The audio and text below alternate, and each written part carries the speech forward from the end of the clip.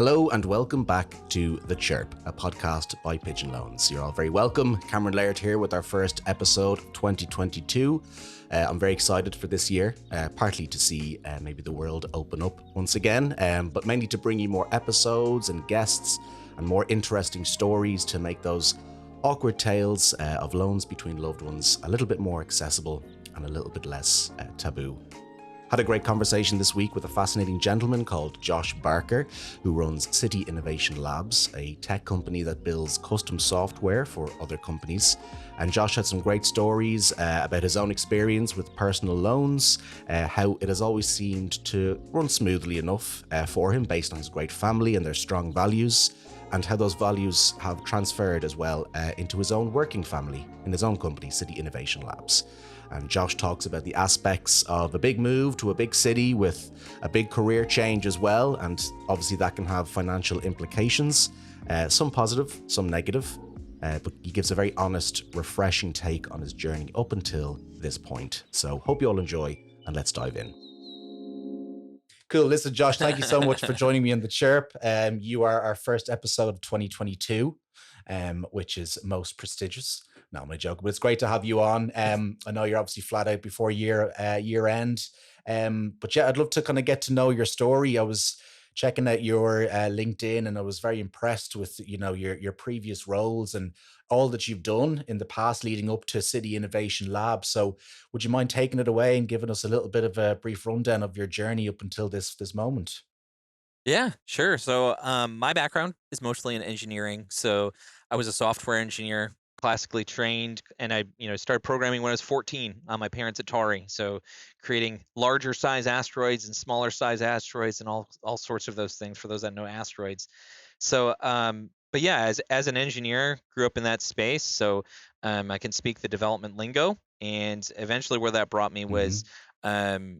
At a company called KPMG. So I worked there as kind of a director of innovation. And so my buddy had called me up out of the blue. I was there for about 3 or 4 years.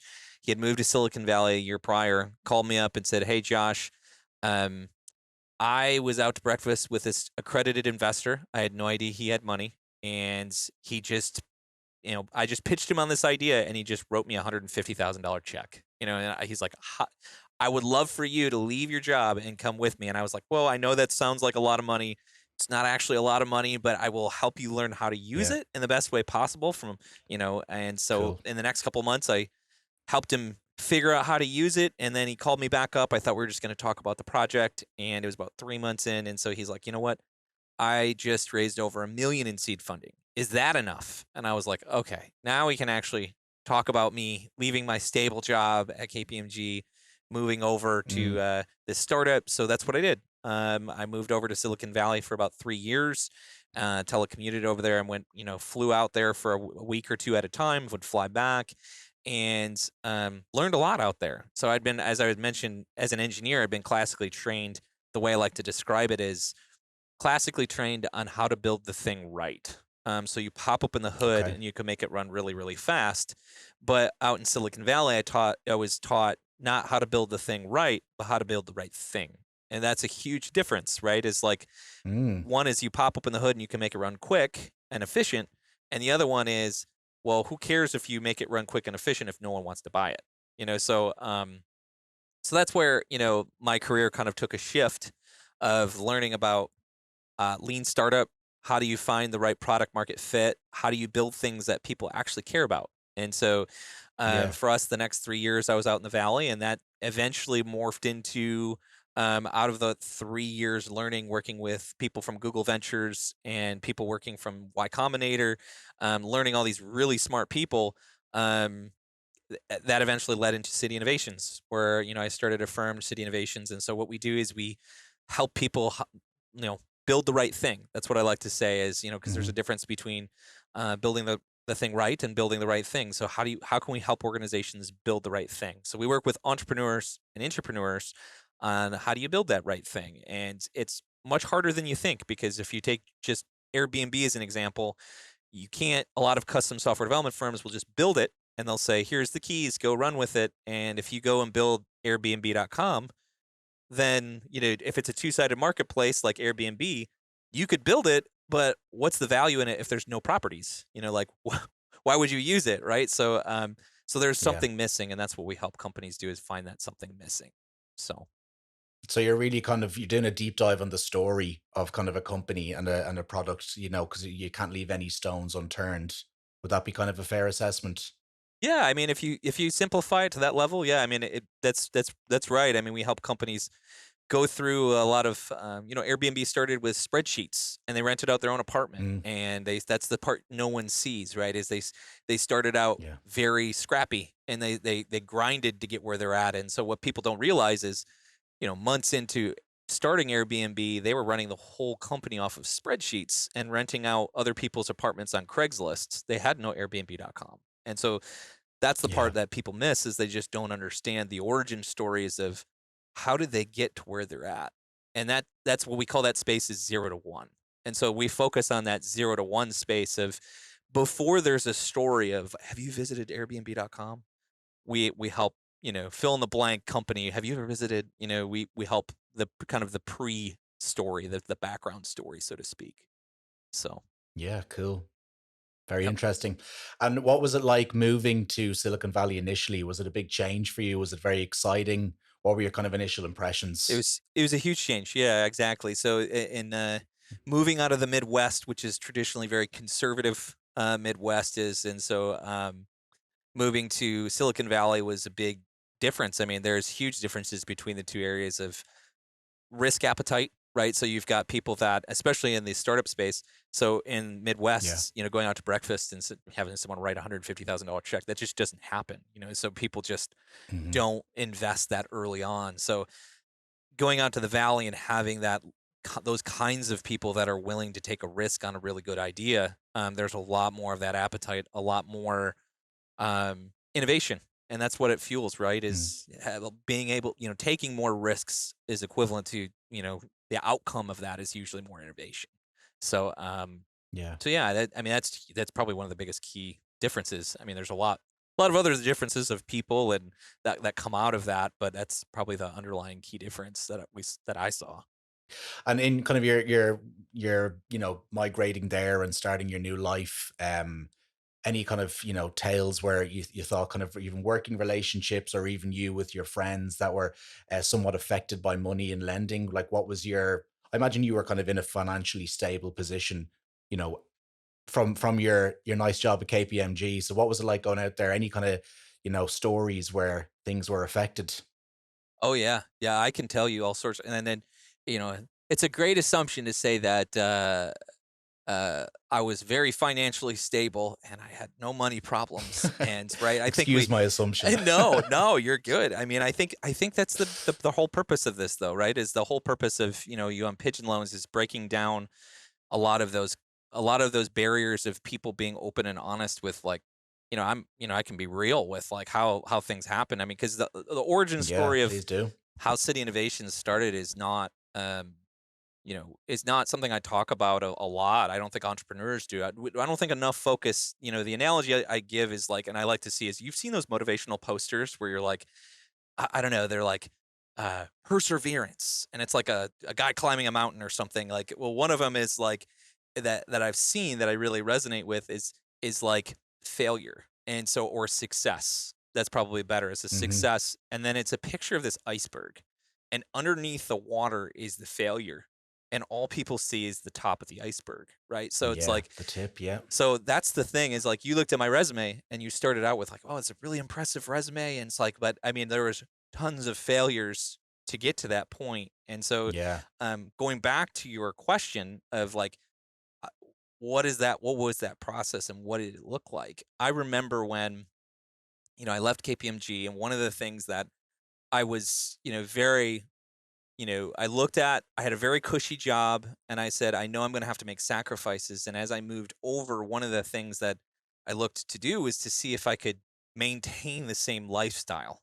And that's impossible. When you're going from a very cushy, large company to a startup, a lot of sacrifices had to Yeah. be made. And so my wife and I made big, took a big pay cut, right? It was over a 50% pay cut, to go work at a startup. And so, but I mean, obviously there's risk and there's reward. So we looked at the reward and we're like, okay, Of the course. Yeah. outcome of this could be a good thing, but where that led to was, you know, I remember distinctly there was a season of, uh, we were going through, it was in the winter, middle of winter in Michigan, mind you, which is freezing. If you don't know Michigan weather, it's freezing and and I remember my furnace broke. And in that moment, my furnace broke. I looked at the bank account because we made cuts in all these areas. You have to also make lifestyle cuts, right? And so Yeah. it was about a couple years in, and we had been putting things on credit cards because we couldn't make it, with just the salary cuts and all that stuff. So we were trying to keep reducing, and so I looked at that and I was like, my furnace broke. I've got these credit cards and I'm sitting here going, and I have no way of paying for this furnace that broke. I don't have the savings we put into the business.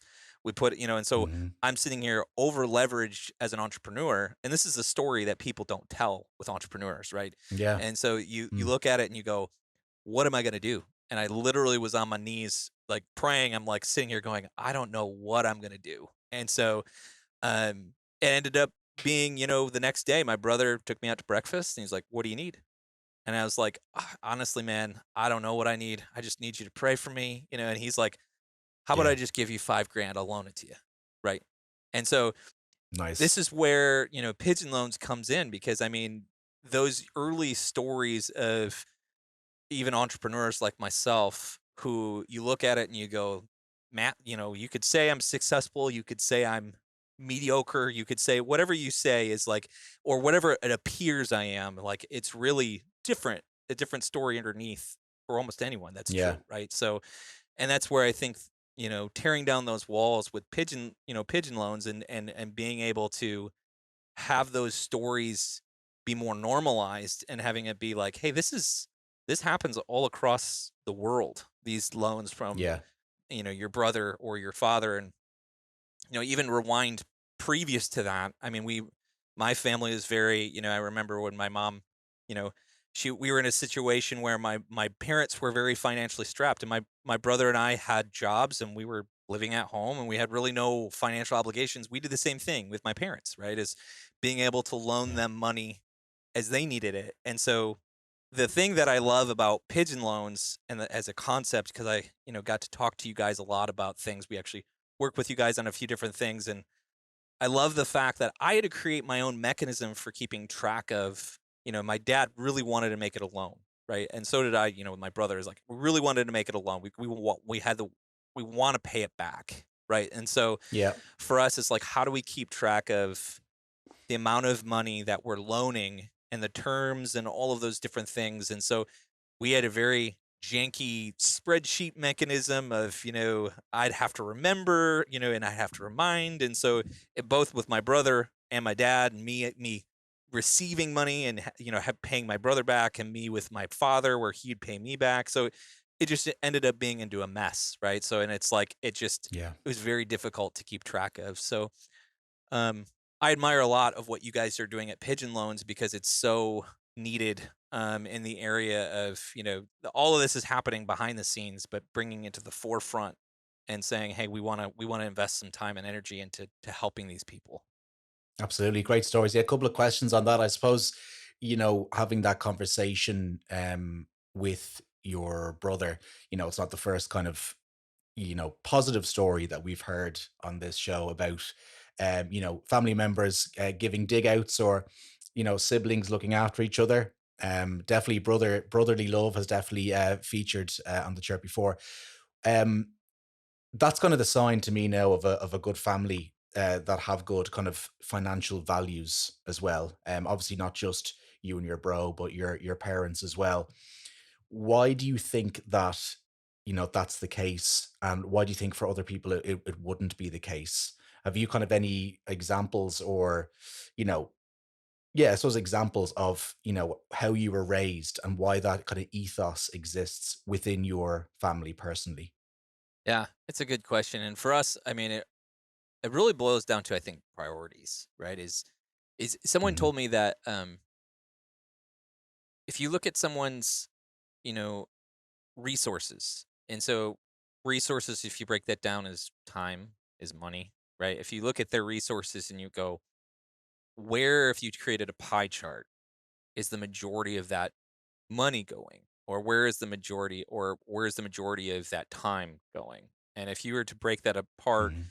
the biggest, I think, influence my father had on me and my family was, hey, when that happens and we do kind of a breakdown, really those should be bucketized. For us, we are a very faith driven family as God, but family, to answer your question, is like that was a huge part Yeah. of like you look at that pie chart and it's like your family should be a big part of that pie chart of like investing into your family, and that means time and that means money. And so Mm. you should Mhm. be able to look at someone's bank account and put it into a pie chart and create categories and say, what does this person care about?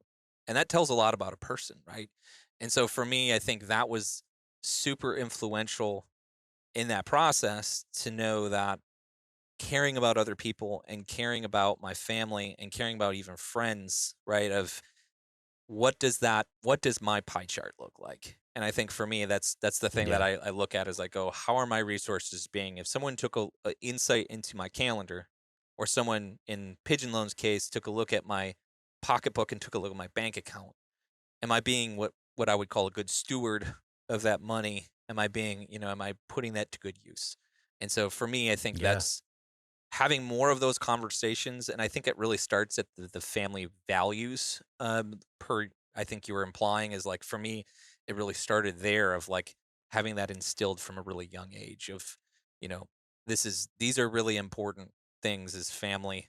Family really is really the important bond here. Awesome. And it's quite evident. I was reading kind of I think it was an article or kind of a blog post you'd put up on City Innovation Labs, explaining kind of the COVID situation and how you were asking your staff now to work remotely. It's quite evident that these family values that you're talking about have kind of transferred as well into your company. Can you talk a little bit about that? Is that kind of a fair assessment? Yeah, yeah, absolutely. Yeah. So that's one of the things that we really want to instill and support our people in doing is giving, and so I think that's a big thing is like we just got off of a team week a couple weeks ago in which there's an organization here in town called Alpha Ministries, and so they were originally just a women's ministry, but they moved into men where that's those people that are really in rough straits, right? And they are maybe a single mom, a single dad, and they're really having a hard time financially keeping up, Yeah, and so they support those people through those hard times, and so we were able to give back our time, right? And so we gave back time and we volunteered and we helped clean, we helped really go around the facility and do whatever they needed us to do as hands. And then we fantastic. kind of followed that up by, um, one of the cool things that are, on our team, one of a couple team members put together was a walking challenge, which is really neat. And traditionally, you have these walking challenges. I don't know if you're familiar with the employee walking challenges where they're like, "Oh, get in your steps." And so a lot of times you'll give the winner, like a gift card or whatever it is. And for us, the whole team was like unanimously is like, well, we want to, which I just thought was so neat is like, we want the winner. We actually want to, however many steps they had certain points where it's like, hey, at 50,000 steps, it's this, 100,000 steps, it's this. And so there was personal goals to where they wanted at 100,000 steps to give like the alpha a donation. And so we actually made it donation based where it was like, hey, we're going to at certain steps, we're going to add them all up and we're going to actually give this out to alpha. And so it was pretty neat to be a part of that and to have it be to have me almost take a step back and just be a participant. And it was neat to see our own people self organize around their desire to do that. So Fantastic. So they took initiative and followed the ethos that you had initially implemented, and they're doing their own thing and creating kind of an organic culture. That sounds pretty cool. yeah. Kind of city innovation labs. Kind of the future. What does that hold? It's always a question I like to ask a guest because everyone who comes on is always quite successful, but there's always so much plans of growth that they have. And I'm curious kind of what, you're at your year end now. What does 2022 and beyond hold for City Innovation Labs?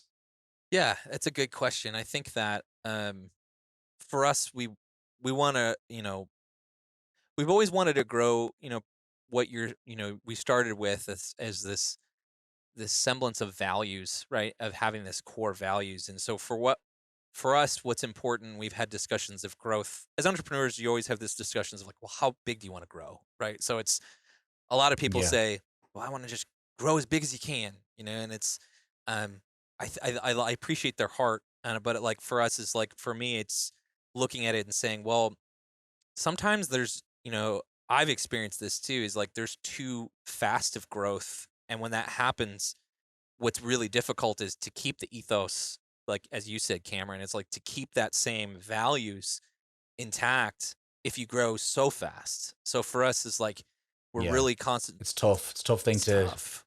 Yeah. implement. So for us, it's like we Mm. want to have, growth that is very organic and it's gradual and it's something that like we can manage. And I know everyone is in agreement within City Innovations that like we intentionally have set ourselves up to where it's like we don't want to grow past a certain point. Like, and and we want to keep it small enough to where when I'm walking down the hall, whether that's virtually or in person, right? So it's like I want to be able to know, oh, that's Sally, and I know her kids, and I know her husband, and I know Yeah. like, and I have a more intimate relationship with employees and the people around me that I know who they are and what they like and what they dislike and what their personality is and their hopes and their dreams. And so, versus, you walk into a large company that's like, which I've worked at KPMG. I mean, they have like 250,000 people, so it's like you walk in and you're just Yeah.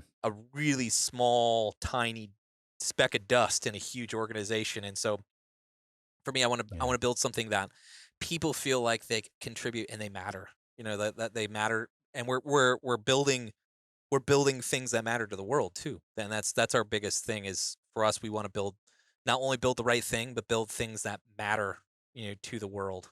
Which would mean things that change the world. Things that support and have a vision and a mission beyond just growth, growth, growth, growth, growth. It's give back, and what does that look like? Fantastic, fantastic. Because I've worked at I worked at a big tech company, and they kind of when I started off, they were they were already back in my home country of Ireland, so they were they had an EMEA headquarters and all the rest of it, and they kind of reiterated how they were still had this startup mentality. That was kind of what they prided themselves on, but it just kind of wasn't the case. Yeah, So it's kind of it's refreshing and great to hear that not that you don't want to even say that we still have that mentality, but you're actually ensuring and putting plans in place to make sure you don't, scale too much, which is great. And it's kind of interesting because you are kind of in an industry or in a niche where you operate behind the scenes. Would that be fair to say? Like you're not kind of advertising yourselves as, just kind of the business that you're in. You do kind of build things for other people and other companies. So absolutely. is that kind of good to be able to stay under the radar and ensure that you can kind of cap your growth? Oh yeah, 100%. And I think that um, there's a great marketing analogy that I just love, which is, I don't know if you're familiar, Cameron, with the hero's journey. And so, like the hero's journey No. of every story has some key ingredients. So that it has a hero, and it has a sage. It has an objective to save, the princess or something, and it's got a sword, Hmm. right? So, and so if you look at, Star Wars as an example, they have the ingredients. So they have Luke Skywalker. He's given a lightsaber by Obi-Wan Kenobi, who's the sage, and he's got to go save the princess. And so it's like you can see Mm. this as a model for storytelling. And so how it applies here in my mind is like, you were mentioning, is it accurate? You want to be behind the scenes. Well, for us, is a lot of people are like, if from a marketing perspective, it used to be yeah, we want to be the hero, like as a business, we want to be the hero. And it's, I think coming to the realization that like, no, that's not your role. Like your role we're successful if we are playing the role as sage and Hmm. really our customers are Luke Skywalker. Like we're Obi-Wan Kenobi, they're Luke Skywalker. They defeat, Darth Vader in the battle. We give them the lightsaber, we help them, and we're like, you go do it. And so if we can do Yeah. that and be that behind the scenes person of Obi-Wan Kenobi, I don't know if anyone's a Star Wars fan listening to this, but Well, hopefully they there are should some. be. I definitely am anyway. But yeah, so I mean that's what we want to be, is we want to be, intentionally behind the scenes and we're out to make our customers be the heroes in everything they do. So yeah. Fantastic. Brilliant, Josh. And I suppose if people want to, listeners want to get in touch and learn more about you, how do they find you, and what's the best way to reach out? Yeah, I would say go to cityinnovationlabs.com. They can also shoot me an email. So my email address is very simple, josh@cityinnovationlabs.com. So shoot me an email, go to our website. If there's anything I can do to help you, we'd love to have a conversation at the very least. So Fantastic. Well, listen, thank you so much for joining us and giving us such a cracker of an episode in 2022. And yeah, I look forward to sharing this one out. Thanks again. awesome. Hey, thanks, Cam. I really appreciate it. Our very first guest to use a Star Wars comparison. Delighted about that. We need more of those analogies, of that I'm most sure. And yet another example of sibling support from Josh, a brother sitting him down and without being asked, lending him a sizable chunk to keep him afloat and support him through his new uphill journey in Silicon Valley. It's great to see family values come back, which is such a common theme on the Chirp. The Barker men seem to have the right idea when it comes to family loans. There's no problem giving the loan as long as it's all done properly and by the book. And Josh really appreciated Pigeon Loans as a platform as well. And I think that it sings to most people that have this strong bond and trust when it comes to money, because it aligns with that trust and practicality as well. And I knew from reading that blog I had mentioned, where he implores his staff to stay safe and to stay at home during the lockdown, that Josh cares about his staff and cares about their well-being.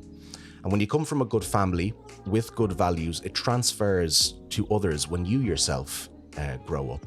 And I could see that same personality shine through from Josh, both professionally and personally as well.